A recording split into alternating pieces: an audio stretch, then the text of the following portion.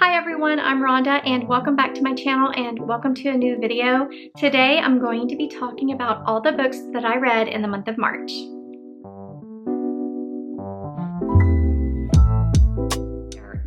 If you watched my February wrap-up video, then you guys know that February was not a great reading month. I really struggled with finding a really good book. Also, I have not had a 5-star since January, and we are now in April. So going into March, I really wanted to try and read books, definitely that I picked out for my March TBR, but also I wanted to mood read books that I felt like has the potential to be a 5-star read. So I'm pleased to say that I do have a 5-star for the month of March. Yay! I also have quite a few 4-star books and some 3-star books. I also did sadly read one 2-star book, and I'll get into that one a little bit later. But I read a total of 10 books, which is really good. Typically I do read more, but one of my goals for the year was to definitely slow down my reading. So I just wanted to read for enjoyment and slow it down, and I definitely have been doing that this year so far. So I'm very proud of myself. But I had an average reading of 3.5, which is pretty good. And then in terms of genres, I read pretty much everything across the board. I had a YA sports romance, a general fiction. I did read a horror novel. I read a couple of contemporary romances. I also read a YA romantasy and a romantic suspense. And then finally, March was apparently the cozy mystery month for me because I read 3 cozy mysteries. So I love them all. So we'll get into that in a little bit. But let's talk about my March TBR. As you guys know, I like to do TBR videos every month. They're my most favorite videos to film, and you guys seem to really enjoy them too. But I picked out 7 books, as always, for the month of March, and I'm proud to say that I read 6 out of those 7 books. The only book that I did not get to is A Rivalry of Hearts. I've heard the series is really cute, and there's a lot of yearning and pining, and eventually I'll get to it. I just could not get into it this month. So this is the only book that I did not read in March. And let's go ahead and start with the very first book that I read, and that is Saving Six by Chloe Walsh. This is the 3rd book in the YA sports romance series called the Boys of Tommen series. And in this one, you're following Joey and Aoife. And Joey is actually the brother of Shannon, who we read about in the first 2 books of this series. So in the beginning of this book, we were actually going back in time when Joey is a little bit younger. He is going into, I want to say 6th grade or something what we would call 6th grade. And we are introduced to how he met Aoife and just their interactions with each other as they go through junior high or middle school and going into high school, and the problems that he encounters and just the drama that he is involved in and just things that happen in his life.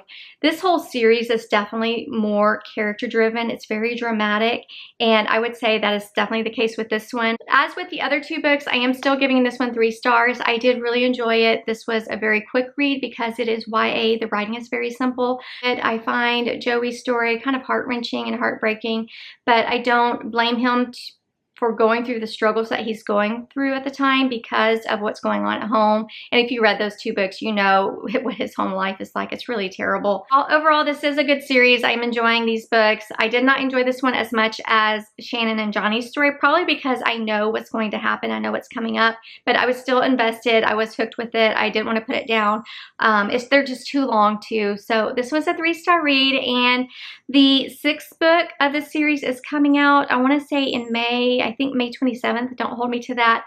So I really do need to finish up the series so that I can get that 6th book and get caught up.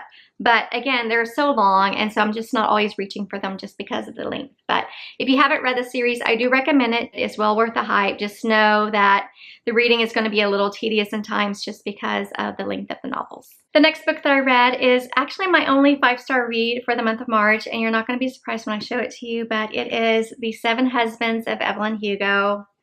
Man, oh man, why did it take me so long to read this book? This was so good. This is actually my very first Taylor Jenkins Reid book, and I do have another one on my shelf, Malibu Rising, that I need to get to, but I definitely want to get caught up on all of her books and read her backlist just because her writing is phenomenal. The story was engaging. I could not put this down. It was a very quick read.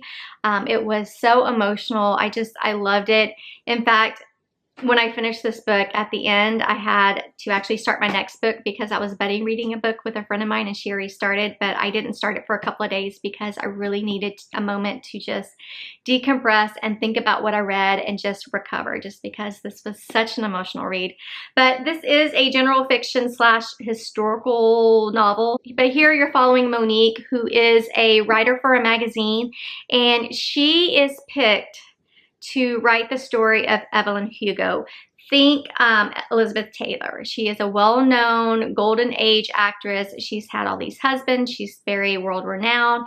Everyone wants to know her story, and Evelyn calls the magazines like, hey, I want Monique to write my story. And Monique doesn't know her. She's never met her. So she's clueless as to why Evelyn Hugo wants to meet with her and have her tell her story. So really, that's what the story is about. Monique is interviewing Evelyn Hugo, and Evelyn Hugo is just telling her story. From Monique, this is a big deal for her career. And just the story of Evelyn was so captivating. How she got started in the industry, the men she met, the friends she made, just her relationships were so interesting, especially for that time period. Some of it was just so heartbreaking, and I loved this one so much. And also too, I really didn't read much about this going into this book, so I kind of went into it blind, and I'm glad that I did because it went in a direction that I was not expecting, but I could appreciate and respect, and it was a story that I needed to read, if that makes sense. So if you are one of the few people who has not read this like I was, this is definitely hyped up for a reason. I loved it. This is probably going to appear in my best of the best series that I do at the end of the year, and it was just good. Loved it. So easy 5 stars. The next book that I read is a book that I buddy read with a friend of mine, and that is the Southern Book Club's Guide to Slaying Vampires by Grady Hendrix. I really enjoyed this book. So this is a horror, but it's not like a boo horror. It's not a creepy. It's kind of a, I would say maybe more of a gory horror book. I can't say the word. I'm from Texas, in case you can't tell, so I have a very heavy Southern accent, and saying horror is very hard to say. It sounds like I'm saying whore. Like W-H-O-R-E instead of H-O-R-R-O-R. That's how you spell it, yeah. So the only other book I've read by Grady Hendrix, and I do have 2 others on my physical TBR that I want to get to, but the only other one that I read was How to Sell a Haunted House, and that one was definitely more of a creepy boo type scary book. This one is more of a gory one, and I really enjoyed this. Here we are following Patricia, Campbell, I think is her last name, and this is set in the 90s, and she is a housewife. She has a couple of kids. One of her kids is, I think her youngest is a son. He has an unhealthy fascination with Nazi Germany and Adolf Hitler. So there's a lot of random Hitler facts in here that shouldn't be funny, but especially right now, but they are very funny, and I found myself chuckling a lot. But we're following Patricia because she's just a housewife. She's doing, you know, what we housewives do. We're taking care of the home. We're cooking dinners. We're raising the kids. We're, you know, doing the things. And she also loves to read, like me. And she joins a book club that also includes other women in the little neighborhood she lives in, or the block that she lives on.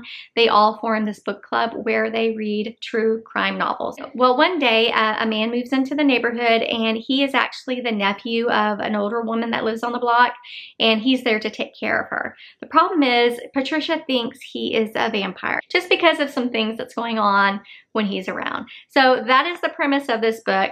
I really enjoyed it. I was actually torn between a 3 and a 4, but I ended up settling on a 4 just because I really could not put this down. I flew through this. I think I read it in like, I want to say less than 2 days. It was a very quick read. As I mentioned, Grady Hendrix is known for his dark comedy, and I loved it. I was eating up all the crazy Hitler references. And also there was just some little quirks of the different women who live on this block that I found endearing and humorous too.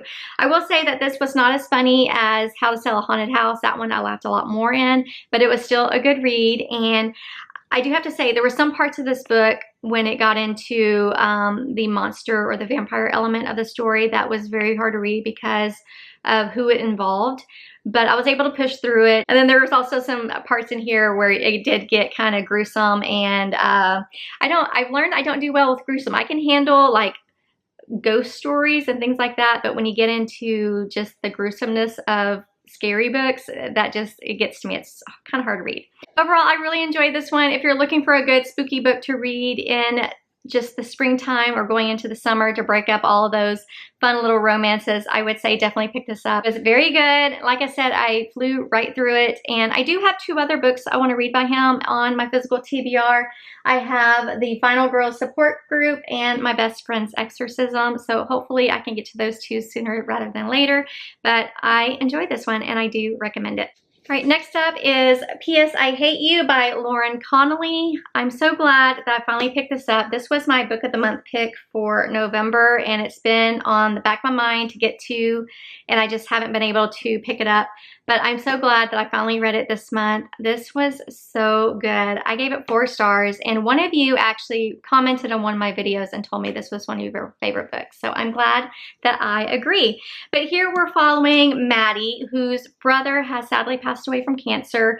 And in his will, he has requested that his sister Maddie and his best friend take his ashes and spread it in various parts of the country, and he leaves GPS coordinates, and then there's a letter for each drop off that they have to read together. So Maddie and Dom have to travel with each other to go complete these tasks. Now, I knew this book was sad just because this is about the death of a brother, and I have a brother, so I knew I was going to cry a little bit in this, but I didn't realize how emotional I would get just because Maddie is having to constantly deal with the grief of her brother because she's having to, throughout the year, go spread his ashes in a spot and read letters from him, and she's trying to take her time with it because each letter that she reads is getting closer to the last letter from her brother. So that was really emotional for her, and I really felt for her.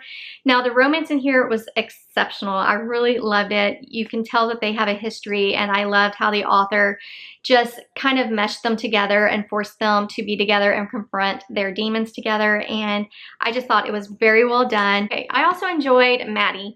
Now, even though she kind of annoyed me in certain parts, her personality is a type of personality I love in my friends.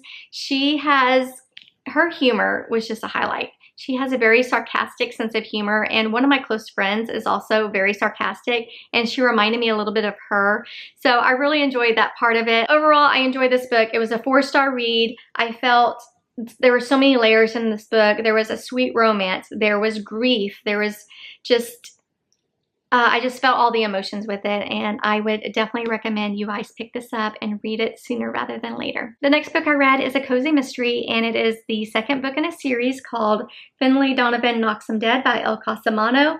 I read the first book last year, and it's called Finley Donovan is Killing It, and I really enjoyed it. I think I gave that one 4 stars. It was a lot better than I thought it was going to be. And this one just picks up where that one left off. I don't want to go into too much detail because I don't want to give away too much of the other book because they are interconnected.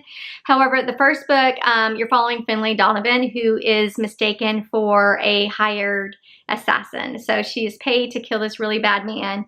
And this one just kind of continues that story. And just like with that first book, I really enjoyed Finley Donovan's just her signature chaos. She is just Forrest Gumping her way through her new career. She's also a mystery writer on the side. So she's trying to write a new book, which was kind of giving me anxiety because she was waiting to the last minute to do everything. And then she's also trying to tackle her new assignment and deal with some crazy. It's just chaotic. This book is pure chaos.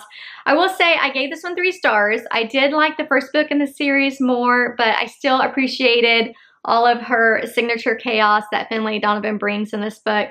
I also love the continuation of her friendship with Veronica, aka Vero. I love that friendship. I really love the friendship in the first book, and the author really did add more touches to that. So this was 3 stars. I really enjoyed it. If you're looking for a good cozy mystery that's kind of silly and kind of fun, this did have a little bit of a romance, I would say definitely pick up the series. As I mentioned, this is the second book, and I think there's 5 books out right now. A new one just came out, I want to say last month in March, but I'm enjoying it, and I do have the other books in the series that I want to get to, but I would say this one is a 3-star, not as good as the first one, but still a solid read. We're almost there. We got 5 more books to go through. Real quick, I forgot to talk to you guys about this, but I got my hair cut. I usually once a year get a haircut, and it's usually around February or March where I just chop it off. But I hadn't lightened my hair in probably several years, but it was looking really, really dark. So I went in and had them lighten it up just a touch, just to soften my look a little bit. But let me know what you think. I was wanting more of a modern shag, and she gave me more of a bob, so it wasn't quite what I was wanting, but I think it still looks okay. I'm still struggling with how to fix it, but for now it goes behind the ears. Anyway, going along with the cozy mystery train, I read Killers of a Certain Age by Deanna Raybourn. And the reason why I originally purchased this book is because of this blurb, and it said, "This Golden Girls meets James Bond thriller is a journey you want to be a part of." And boy, did that absolutely hit the nail on the head. This is definitely a what would happen if the Golden Girls were retired assassins. And this was such a joy to read. I gave this one 4 stars. It was such a good book. Here you are following a group of retired women who, you guessed it, used to be assassins. They are now retired, but while they are on a little retirement trip, someone is trying to kill them, and they're trying to figure out who. So they have to dig deep and call up all of those old trainings that they did and try to sniff out who is trying to kill them all. So what I loved about this too is because not only are you following these women in the present, but it also switches timelines where you're also following these women when they were younger, when they first met, how they joined the organization, how they became assassins, their training, and you also follow them as they complete certain jobs. So I found that really unique and interesting. And also too, this book really touched on the friendships of these 4 women. I enjoyed reading about that. It was humorous, it was witty, I love the friendships, I love the mystery aspect of it. I love the chaos. It was just a great book. And there is a second book that came out, I want to say earlier in March, and I do want to read that one too. But I enjoyed this one. I gave it 4 stars. If you're looking for a new cozy mystery series to get into, I definitely recommend this one. So at this point in the month, we were probably in the middle of the month, and I was really moving and grooving with these good books that I was reading. And then I read this next book, and it kind of put me in a slump. And I'm talking about the second book in the Remnant Chronicles series called The Heart of Betrayal. It is a YA romantasy, and I did enjoy the first book, which was, I don't remember the name of it, called The Kiss of Deception. I gave that one 3 stars. This one, on the other hand, really did not do anything for me. I gave this one 2 stars. So this whole series, you're following a girl named Leah, who is a princess, and she is on the verge of getting married to whom she thinks is going to be a really older prince who is much, much older. She doesn't want to marry him, so she escapes and seeks refuge in this little village, and she wants to spend the rest of her life there and just live out her life in this village. Well, the prince that she was supposed to marry goes looking for her, as well as a hired assassin. So both of them are trying to find Leah in this village. And what I loved about this first book, at least, was you didn't know who was who. There was a little bit of a mystery, and I enjoyed it. I had a good time reading it. I gave it 3 stars. It wasn't the best book I've ever read, but it was interesting, and I wanted to pick up this book and continue with the series. This one picks up where that one left off, and that's all I'm going to say. I'm not going to give any details about it. My problem with this is nothing happened. I mean, things happened, but I think this book could have been like a 200-page novella, and it would have been a lot better. It was too long, and really you're just meandering through the village, you're meandering through this one little area, and it was just boring. I did not care about any of the characters anymore, to the point where I think I was just past the halfway mark and I started skimming, and then I pulled up a spoiler synopsis and started reading that, and just so I can know where I need to get in the book to where it picked up and I could finish the book, because this was taking me almost 2 weeks to read. So I did not enjoy this one. I'm hoping that the third and final book in the series is much, much better, because this one just was not it. Oh, real quick, this series is by Mary E. Pearson. She is also the author of Dance with Thieves. I don't know if you can see that, and Vow with Thieves. This is a romantasy duology that everyone recommends. But I wanted to read this series before it, because this is kind of like a prequel series before you get into that series. I've heard you don't have to read this, but I wanted to anyway, and I'm kind of on the fence on whether or not I'll finish it. But this was 2 stars. I did not enjoy it and do not recommend it. All right, the next book I picked up is A Delicate Escape by Catherine Cowles. This is book 2 in her romantic suspense series called the Sparrow Falls series. So during this entire series, you are following a group of foster kids who are obviously adults now, but they grew up together in this foster home, and they had a very good experience. They had a loving foster mother. They are still very much attached to her, and she's very much in their life. The brothers and sisters in this family, they are not blood related, but they are brothers and sisters by heart. They care about each other. They are still very much involved in each other's lives as adults. So each person in that foster family is going to get their own book. But here we're following Shep and Thea, and Shep is actually one of the brothers of this foster family. And then you're following Thea, who is escaping her past to this small town, and you're just learning why. And then Shep is also involved because she is living in a home that is needing to be repaired. There's some mold issues and some things going on, and Shep owns a construction company. Obviously, Shep is attracted to Thea. Thea is very much keep your distance because of what has happened in her past. So he's really trying to break down her boundaries, and she's trying to let her guard down with him too. So that essentially is what this book is about. I had a hard time connecting with this one. I ended up settling on 3 stars. I enjoyed it. I think it was a good story. I did enjoy the continuation of this series. I do want to keep going and read the other books. But my problem was I could not connect with the romance because Thea definitely has some issues that she's trying to overcome. And while Shep was very patient and he wasn't pushy, just not a lot was happening about halfway through, and I was starting to get bored. And then things started happening, and it was happening very quickly, and I don't know, it wasn't moving fast enough, and then when it was moving too fast. So I just wasn't satisfied with the pacing of the book. I also couldn't connect with Thea. I feel like her problems could have easily been solved. I understand her skittishness with people and the way she was acting because of what happened to her, but at the same time I was just like, you know what, if you would have done XYZ, it would have solved everything and you wouldn't have to just escape. So I settled on 3 stars. I did still enjoy it, and I do recommend the series if you are into, or if you want to get into romantic suspense. I think this is a great series to start. So again, I gave it 3 stars. It was fine. Next is my final cozy mystery that I read, and that is the second book in the Molly the Maid series called The Mystery Guest by Nita Prose. I read the first book in the series called The Maid last year and really enjoyed it. In these books, you are following Molly, who is a neurodivergent maid at an upscale boutique hotel. So I've really enjoyed all of these books in this series. Molly is neurodivergent, and she is so endearing, and you can't help but root for her to win in life. But in this book, you're following Molly as she's trying to solve another mystery. An author has come to the hotel to reveal this big secret. However, he dies before he can do so. And this was just like the first book, this was just a fun read. I enjoyed following Molly again as she was unraveling the case. And there was some plot twists in here that I didn't see coming that I thought were very interesting, and I just thought it was well done.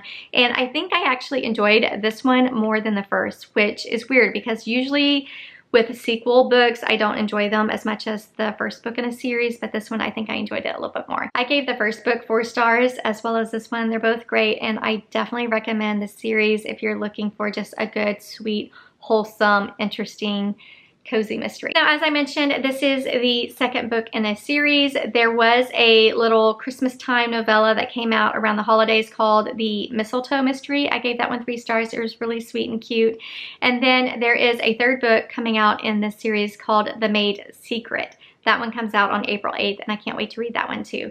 But overall, I'm enjoying this series, and this is one of those good cozy mysteries that I would recommend. All right, the 10th and final book that I read in March is another contemporary romance called In the Weeds by B.K. Have It Your Way Borison. This is the 2nd book in the Lovelight Farms series. I did read that first book, Lovelight Farms, at Christmas time because it was set on a Christmas tree farm. I really enjoyed it, and I was looking forward to continuing with this series. However, this one did not quite get there for me. I felt like it was fine. I'm glad I read it, and I do want to continue on with the other books in this series. But for me, I've really never been interested in reading about influencers, and that's what you're doing here. So here you're following Evie, who is a very successful influencer, and she's kind of dealing with a little bit of burnout.